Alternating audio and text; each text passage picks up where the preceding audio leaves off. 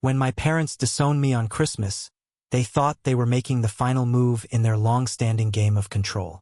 They smirked as they cut me out of their will, convinced I was powerless without them.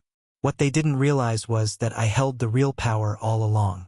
And 2 days later, when their house went dark in the middle of a snowstorm, they finally learned what it felt like to be discarded. Christmas dinner had always been a spectacle in my family.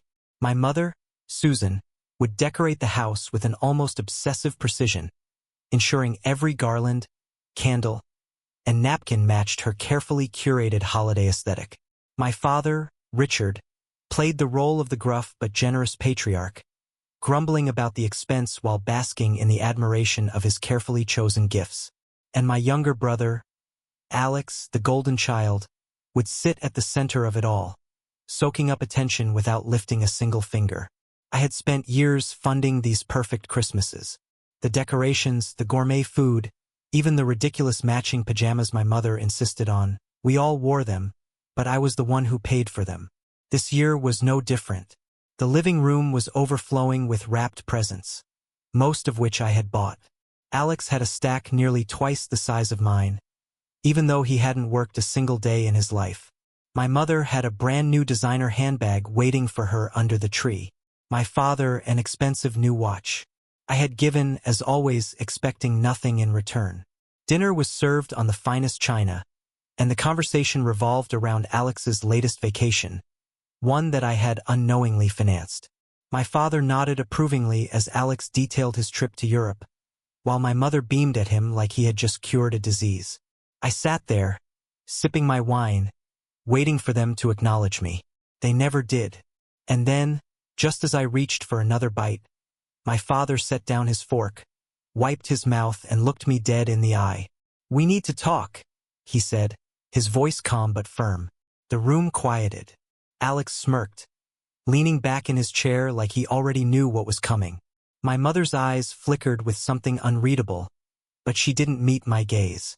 "We've decided," my father continued, "that it's time to update the will. You're not going to be included." The words hung in the air, suffocating and final. For a moment I froze. Alex let out a quiet chuckle, swirling his drink in his glass. "Finally," he muttered under his breath. I set down my napkin carefully, my mind processing the moment in perfect clarity. It wasn't shock. I had seen this coming for years. It wasn't sadness. I had stopped expecting love from them a long time ago. It was something else entirely. Relief. I let out a small, quiet laugh. "All right," I said, standing up. "Then let's be fair about it." I didn't raise my voice. I didn't beg, or plead, or ask why. I simply walked out of that house and into the cold, crisp night, leaving them to enjoy the dinner I had paid for, in the house I had been subsidizing for years. They had just removed me from their family. They just didn't realize how much that meant I could remove them, too. 2 days after Christmas, the house went dark. I didn't need to be there to see it happen. I knew the moment it did because my phone started blowing up almost instantly. At first, it was just a few missed calls from my mother. Then the messages started flooding in. "Ryan, something's wrong with the electricity. The whole house is dark. Call me. Did you forget to pay the bill? Fix it now. You think this is funny? The Wi-Fi is down too." I was in the middle of a game. I sat in my warm apartment, sipping my coffee, and watched the desperation unfold. One by one, the messages turned from confusion to frustration, then to outright panic. I let them stew in it. They wanted to cut me out of their lives? Fine. But they were about to learn just how much of their lives depended on me. Before I continue the story, I want to connect with you, my incredible viewers. Where are you watching from? Drop your country's flag in the comments below. I'd love to see how far this story reaches. Back to the chaos. They had never stopped to think about who actually kept that house running. The mortgage? I wasn't on the deed, but I had been paying for years, covering the difference whenever they came up short. The utilities? All in my name because at some point they had asked me to handle it, claiming it was just easier that way. The internet, the water, the heat, every luxury they had taken for granted was because of me. And now, for the first time in years, they were on their own. It was freezing outside, a full-on winter storm rolling in, and I knew the house would start losing heat fast. The pipes would freeze. The food in their expensive fridge would spoil. And the best part? There was nothing they could do about it without me. The calls kept coming. 12 from my mother in one day alone. My father left a voicemail, his voice laced with barely contained anger. "This isn't funny, Ryan. You made your point. Now turn everything back on." Alex, of course, sent the most entitled message of them all. "You're such a child. You think we can't survive without you? We'll be fine. Enjoy your pathetic life." I rolled my eyes. Oh, I was enjoying it. Especially when, less than 24 hours later, another wave of messages came in, and the tone had changed entirely. "Ryan, we're so sorry about Christmas. Please, can we talk? Your mother isn't feeling well. The cold is too much for her. Can't you just be reasonable? Dude, the pipes are freezing. Come on, man. This is serious." Serious? Now it was serious? For years, they had treated me like an afterthought, a wallet with legs, a financial crutch they could lean on whenever it suited them. They had cut me out of the will, laughed in my face, and declared that I wasn't part of the family anymore. And yet, here they were, crawling back the moment things got uncomfortable. I leaned back, smiling to myself, before finally typing a single response. I thought I wasn't part of the family anymore. 3 dots appeared. Someone was typing. Then they stopped. Then started again. Then stopped. I chuckled, tossing my phone aside. Let them freeze. For the first time in my life, I had silence. No calls demanding money. No last-minute emergencies that somehow always became my problem. No guilt trips disguised as family dinners. Just peace. I woke up the next morning feeling lighter than I had in years. Made myself breakfast without rushing out the door to put out someone else's fire. Took a long, hot shower with no one nagging me about family obligations. The world hadn't ended. Life went on. And so did I. Then the knocking started. Loud. Desperate. I sighed, already knowing who it was before I even opened the door. And there they stood. My mother, bundled in layers of coats, her lips blue from the cold. My father, his face tight with frustration. And Alex, shivering, his usual entitled smirk nowhere to be seen. For the first time in years, he actually looked nervous. I crossed my arms. "To what do I owe the pleasure? Ryan."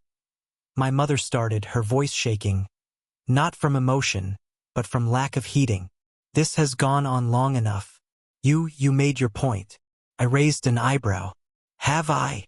My father took a deep breath, looking like he was preparing for a battle he didn't want to fight. "Come on, son. Your mother isn't feeling well. The house is like an icebox." I leaned against the doorframe, pretending to think. "Huh, that's rough." Alex snapped. "This isn't funny, Ryan." His voice cracked, whether from frustration or from spending the last 3 nights freezing his ass off. I couldn't tell. "You're acting like a lunatic. Who turns off their own family's power?" I laughed. "Oh, so now I'm part of the family again?" My mother's face twisted. "Ryan." "No, really?" I said, tilting my head. "Because last time we spoke, you were kicking me out of the will. Said I wasn't one of you anymore." My father exhaled sharply, rubbing his forehead. "Ryan, let's be reasonable here." Reasonable. That was their favorite word when they wanted something. I stepped aside, gesturing toward the warm apartment behind me. "You must be freezing. Come in." They hesitated for only a second before practically running inside. Alex's hands shook as he grabbed a mug from my kitchen counter. He didn't even care what was inside, he just wanted something hot. My mother unwrapped her scarves, sighing with relief as the heat from my apartment thawed her out. My father leaned against the wall, rubbing his hands together. They were pathetic. All that arrogance, all that superiority, all those years of treating me like an ATM. And now they were reduced to beggars. I sat down on the couch watching them. "So, what's the plan?" My mother blinked. "Plan?" I shrugged. "You came all this way. Surely you have a plan." Alex glared. "Just turn the power back on, Ryan." I smiled. There it was. No apology. No acknowledgement of what they had done. Just another demand. Nah, I said, stretching my legs. Alex slammed his mug down. You're such a selfish. Watch it. My voice dropped into dangerous territory. He shut up fast. My father cleared his throat. Ryan, we're family. I let out a slow breath. Right? Family. The word tasted bitter in my mouth. Let's talk about family. My mother pressed her lips together. Where was that family spirit? I continued. When you decided I wasn't worth being in your will. Silence. Where was it when you called me selfish for not paying for a house I don't even live in? Alex groaned, rubbing his face. Jesus, Ryan. Are you gonna cry about that forever? My jaw clenched. This wasn't regret. This wasn't guilt. This was annoyance. They weren't sorry for what they had done. They were just mad that it backfired. My mother sat up straighter, folding her hands in her lap. Ryan, let's make a deal. I almost laughed. A deal. She nodded. You turn the utilities back on, and in return we forget about this little tantrum. I stared at her. Then I laughed. Hard. My father frowned. What's so funny? I wiped a tear from my eye. You really think I'm the one having a tantrum? Alex scoffed. You're acting like a lunatic over a will, Ryan. I exhaled slowly. They still didn't get it. All right, I said, standing up. You want to make a deal? Fine. They perked up. I'll turn the utilities back on, I said, walking to the door. For $10,000 up front. $10,000 up front, I repeated, watching as their faces twisted in disbelief. My mother's lips parted, but no words came out. My father clenched his jaw, his hands curling into fists. Alex? He looked like I had just slapped him across the face. You're joking, my mother finally said, her voice barely above a whisper. I shrugged. Not at all. Ryan, my father said, stepping forward as if closing the distance between us would somehow change my mind. We don't have that kind of money just lying around. I tilted my head. Ha! You should have thought about that before cutting me off. Alex scoffed. This is insane. You're actually trying to charge your own family to turn the heat back on. You're the only one here who can afford it. My mother added, desperation creeping into her voice. I let out a short, humorless laugh. That's funny, because when I was the one struggling to afford things, you didn't seem to care. But now that it's inconvenient for you, suddenly I'm the bad guy. My father exhaled sharply, rubbing his temple as if the stress of this conversation was physically painful. Ryan, be reasonable. There it was again. Reasonable? I echoed, stepping closer, my voice deadly calm. Reasonable was me covering your bills for years without asking for anything in return. Reasonable was me paying for Alex's tuition when he couldn't be bothered to get a job. Reasonable was me funding this family while getting nothing but disrespect in return. So no, Dad. I'm done being reasonable. Alex's face turned red, whether from anger or the cold. I didn't know. You're seriously going to let us freeze over some petty grudge? I raised an eyebrow. Grudge? Oh no. This isn't a grudge. This is just me playing by your rules. My mother turned to my father, her voice dropping to a whisper. What do we do? We're not giving him a dime, my father hissed back. I watched them, arms crossed, waiting for the inevitable, because I knew, without a doubt, they had never planned for this moment. They had never considered the possibility that I might actually walk away and leave them to fend for themselves. My father straightened, squared his shoulders, and tried one last attempt at control. Fine, he said coldly. We'll figure something else out. I opened the door. Great. Good luck with that.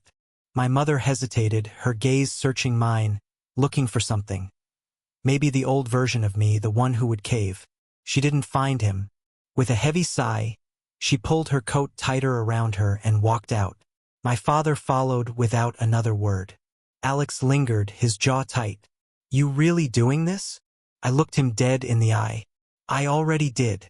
He scoffed. You're going to regret this. I smiled. I doubt it. And with that, I shut the door. For the first time in my life, I felt something I had never felt before. Power. Not the kind that comes from money, but the kind that comes from finally, truly being free. The next few days were quiet. Blissfully, beautifully quiet. I ignored their calls, their texts, their weak attempts at guilt-tripping me. My mother tried sending long, heartfelt messages about how family should stick together. My father tried appealing to logic, saying we should be adults about this. And Alex? He was just pissed. Then, a week later, my Aunt Linda called. I debated not answering, but curiosity won. "Ryan," she sighed the moment I picked up. "I heard what happened." I leaned back in my chair. "Did you?" She clicked her tongue. "Your mother is miserable. Your father is furious. And Alex. Let me guess." I cut in. "Alex is struggling?" A pause. "Well, yes." "Good. Ryan." She gasped like I had just slapped her. "This is your family." "No, Aunt Linda," I said, my voice calm. "I was their financial plan. And now they need a new one." I hung up. The next day, Alex called. I almost didn't pick up. But some part of me wanted to hear what he had to say. "What?" I answered flatly. "You happy now?" he snapped. "The house is falling apart. Dad's losing his mind. Mom won't stop crying. You win, okay? Just come back and fix this." I snorted. "Fix it with what, Alex? My money? You don't even need it," he yelled. "You make more than all of us. It's not like you're struggling." I let out a slow breath. "So let me get this straight. The problem isn't that you used me for years. It's that I finally stopped letting it happen." Silence. Then, in a lower voice, he muttered, "You're really doing this." "I already did," I said, smiling. "And I'm never going back." I hung up. 1 week after cutting them off, I got a final text from my mother. "Ryan, I don't know what to say anymore. We never thought you would do something like this to us. But I hope you can live with yourself knowing you abandoned your family in their time of need." I stared at the message for a long time. Then I typed out the last thing I would ever say to her. "I didn't abandon you. You abandoned me the moment you decided I was only worth keeping if I paid for everything. Now you get to live with that choice. Take care." I hit send. Then I blocked her number. And just like that, I was free. I never heard from them again. Not in person, at least. A few months passed, and the silence became permanent.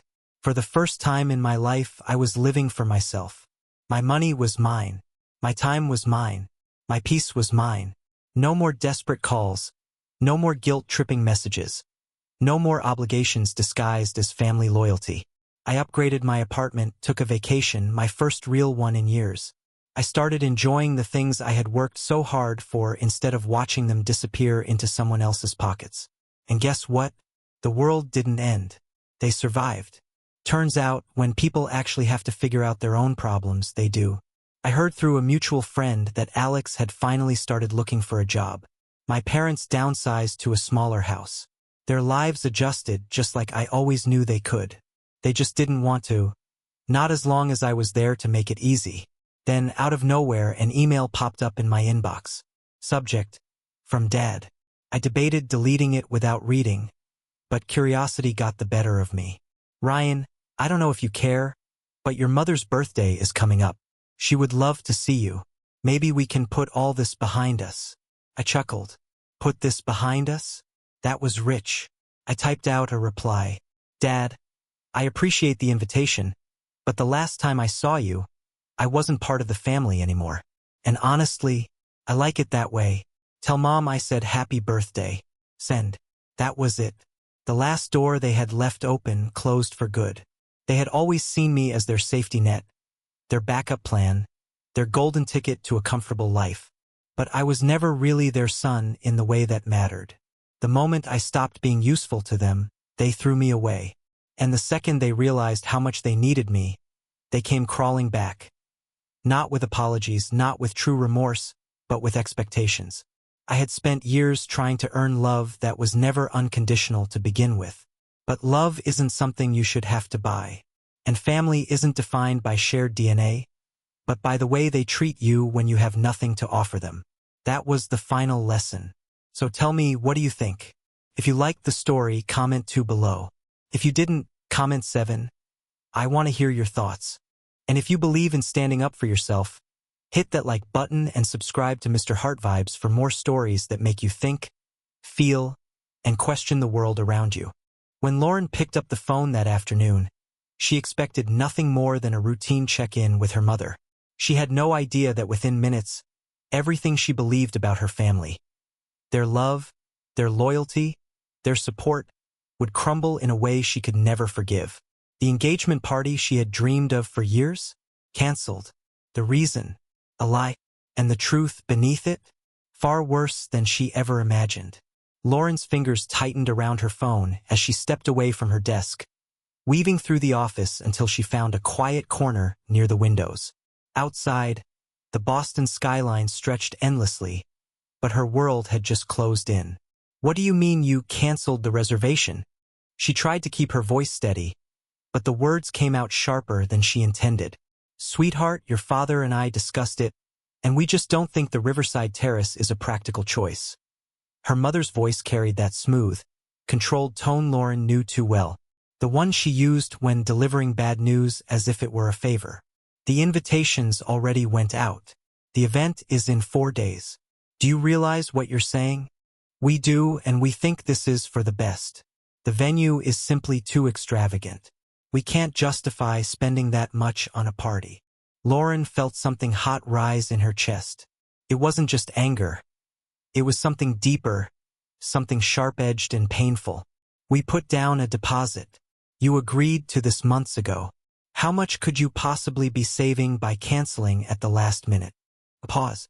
A fraction of a second too long. It's not just about the money, Lauren, her mother said finally carefully. It's about setting reasonable expectations for your future. With Ethan's background, perhaps it's best to keep things modest. The words hit harder than any slap. Lauren's mind went blank for a moment. Then the meaning slammed into her. This wasn't about money. It was never about money. It was about Ethan. They had canceled her engagement party because they were embarrassed by the man she was marrying. Her stomach twisted, her grip on her phone uncomfortably tight. You're telling me you canceled my engagement party because Ethan isn't rich enough for you? Don't be dramatic, dear, her mother sighed, as if Lauren were being unreasonable. We just think it would be wise to keep things in perspective. Marriage is about building a future together. And Ethan comes from a different world than you do. A different world. Lauren shut her eyes for a moment, willing herself to stay calm. Ethan is a senior software engineer at one of the most competitive firms in the country. He built himself from nothing. He's successful, hardworking, and brilliant. And yet, he still drives that old car of his, doesn't he? Lauren's breath caught in her throat. I cannot believe what I'm hearing, she whispered. We're only looking out for you. Her mother pressed on, gentle in that way that made it all the more infuriating. Marriage is a lifetime commitment. You want to be sure before you make a mistake. There's no harm in a long engagement. You're hoping I'll change my mind, Lauren said flatly. We just think you should be realistic, sweetheart. You've always had high expectations, and we want to make sure you're not settling. Settling. That was what they thought of Ethan.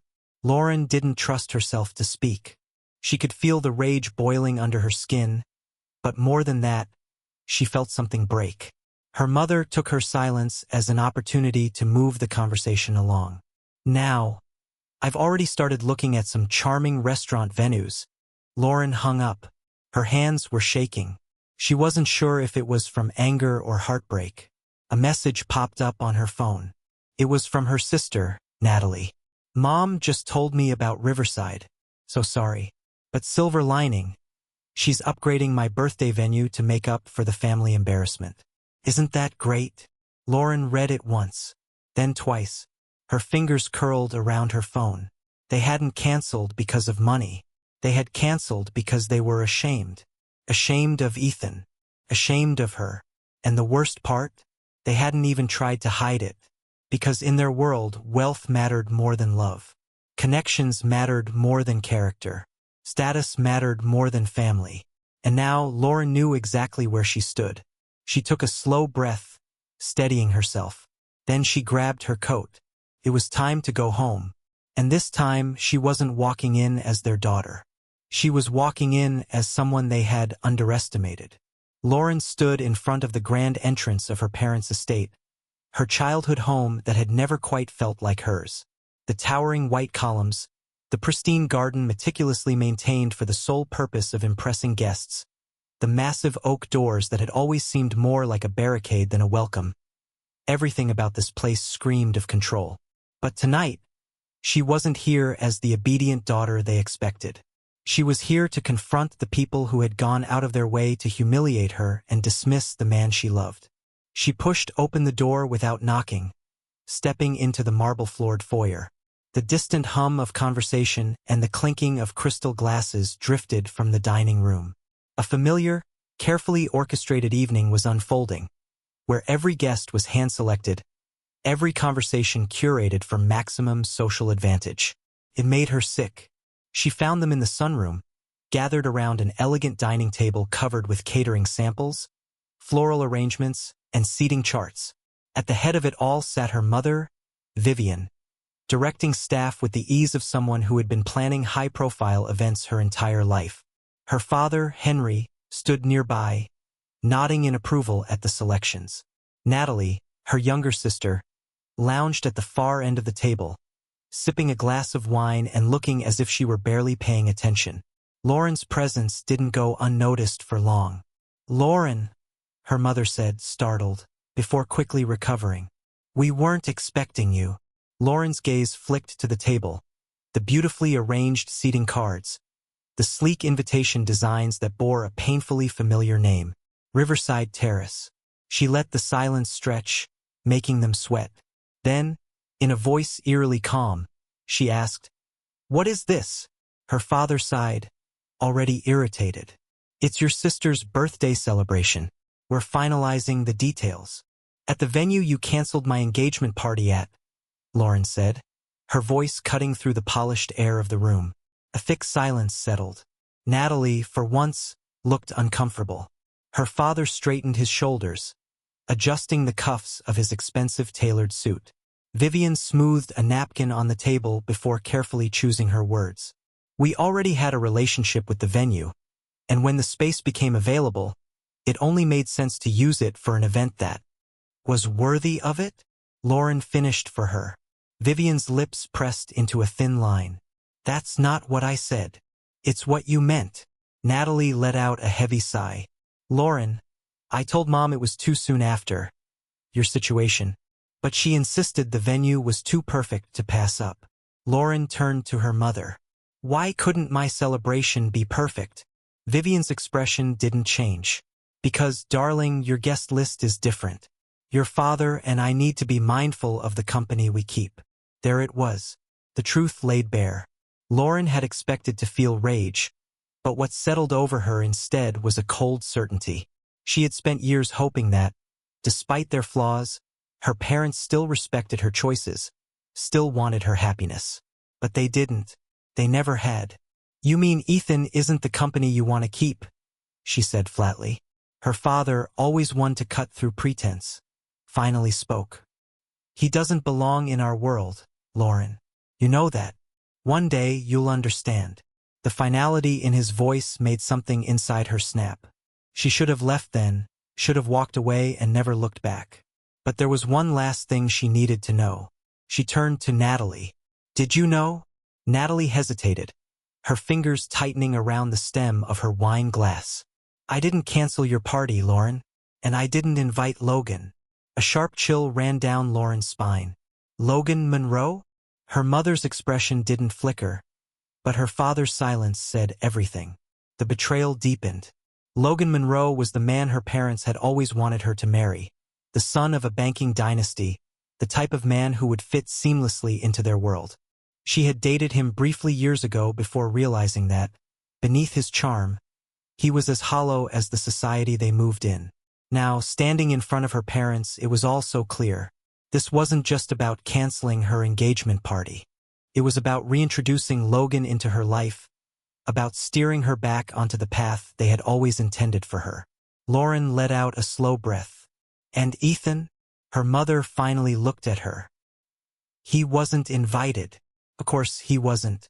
Lauren took a step back, something shifting deep inside her. The weight of years of expectations, of manipulation disguised as love, of quiet disappointments and carefully worded criticisms. It all came crashing down in that moment. Understood, she said, her voice steady.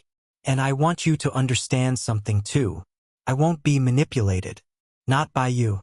Not by this family. And certainly not by Logan Monroe. She turned on her heel and walked out, leaving them sitting in their perfect sunroom with their perfect table arrangements and their perfect lies. By the time she reached her apartment, her anger had settled into something sharper. Plan. Ethan was sitting on the couch, reading, but the moment he saw her face, he set the book aside. What happened? Lauren sat beside him, gripping his hands tightly. They didn't just cancel the party. They're trying to push me back to Logan.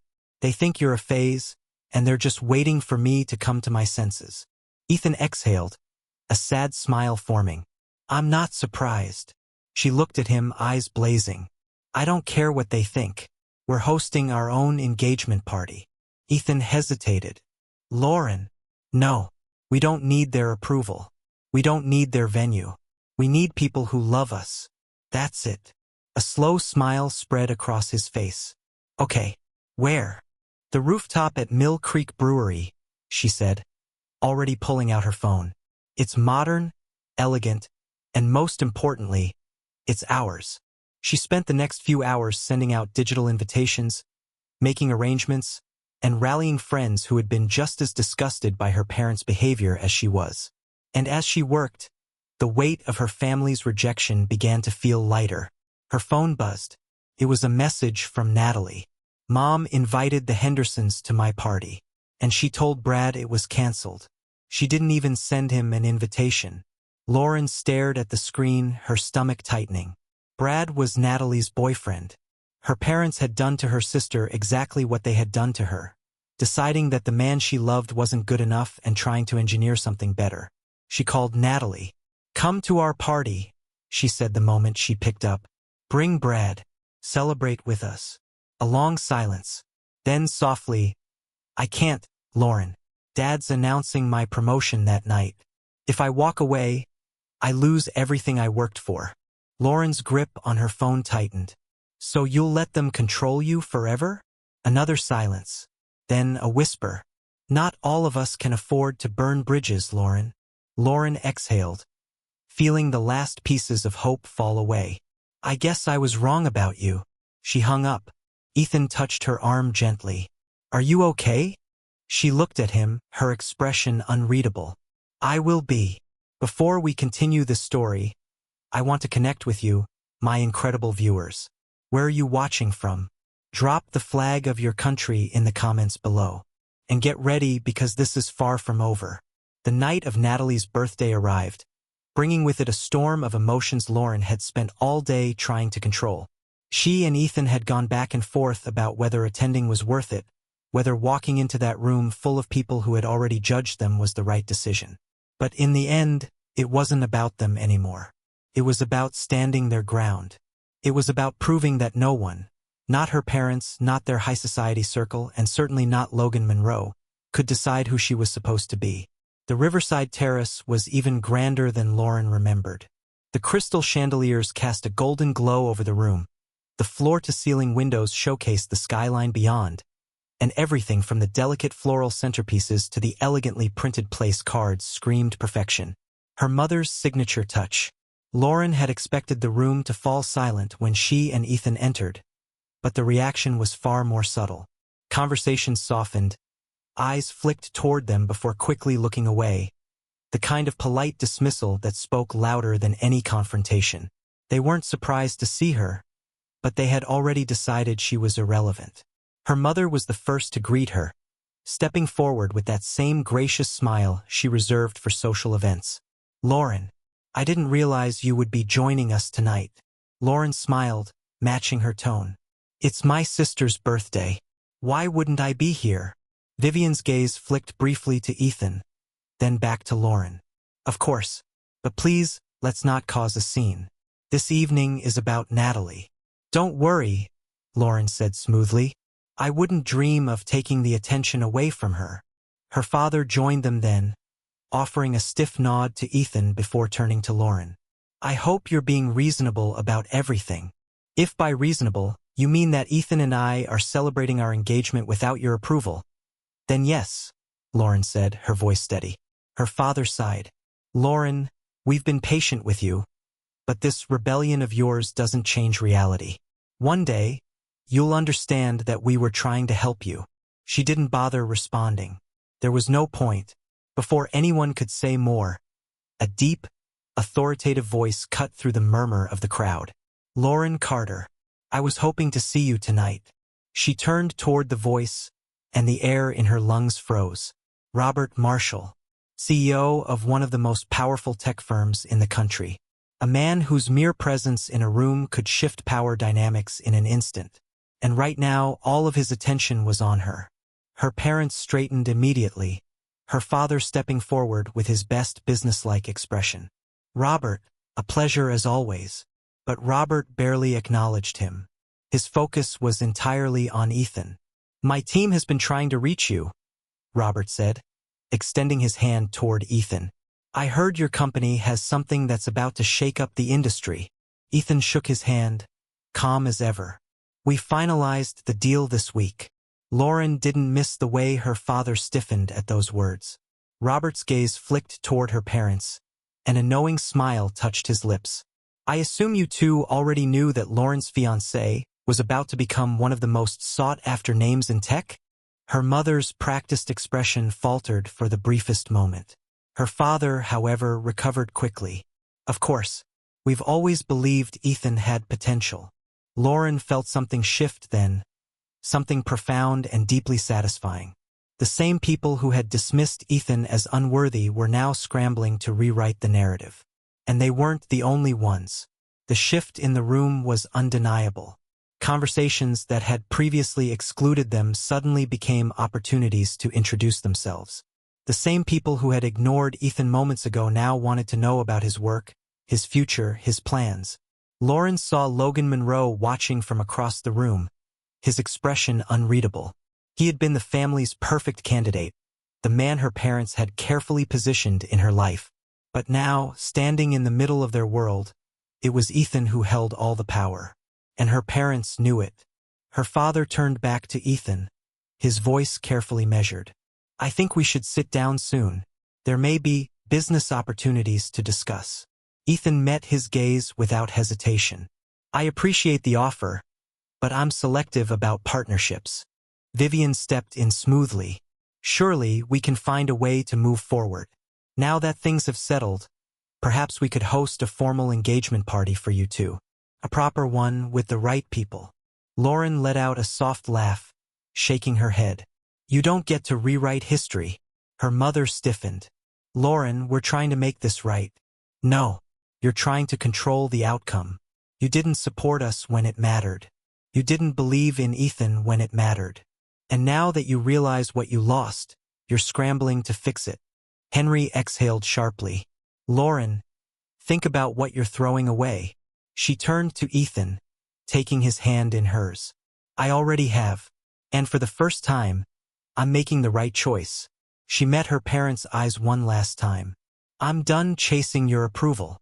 Then she turned and walked out of the Riverside Terrace, not as a defeated daughter, but as a woman who had finally, truly won. The Riverside Terrace faded behind Lauren with every determined step she took. The cold night air wrapped around her, but it was nothing compared to the ice she had just left in that room. For the first time in her life, she wasn't walking away in defeat. She was walking away with power, with clarity, with the unshakable knowledge that she no longer needed their approval. Ethan walked beside her in silence, letting her process everything. It wasn't until they reached the car that he finally spoke. You okay? She exhaled, a slow breath that carried years of expectations, disappointment, and pressure. Better than I thought I'd be. And she meant it. Inside that ballroom, her parents had lost something far more valuable than they could comprehend. They had lost their grip on her. They had lost their ability to dictate her choices. They had lost the daughter they thought they could mold into their perfect image. But she hadn't lost a thing. The life they wanted for her had never been hers to begin with. She had spent years trying to prove to them that she was strong enough to stand on her own. But in reality, she had never needed to prove anything at all. She had already built something real, something lasting, something worth fighting for. And now they had to live with the consequences of their judgment. The next morning, as she sipped her coffee on their small balcony, her phone buzzed relentlessly. Missed calls, messages. Even Natalie had reached out, though Lauren didn't bother reading what she had to say. Ethan glanced at her over the rim of his coffee cup. "Are you going to call them back?" She shook her head. "Not today. Maybe not ever." Ethan smiled, reaching for her hand. "Whatever you decide, I'm with you." And that was all that mattered. This story isn't just about family expectations or social status. It's about knowing your worth. It's about choosing love over appearances. About standing firm in the face of those who try to control your path. It's about understanding that the approval of others means nothing if it comes at the cost of your happiness. Now, I want to hear from you. Did Lauren make the right decision? Drop a 2 in the comments if you think she did, or a 7 if you think she should have given her parents another chance. And if this story resonated with you, don't forget to like this video and subscribe to Mr.HeartVibes for more stories that challenge, inspire, and entertain. Let's keep the conversation going.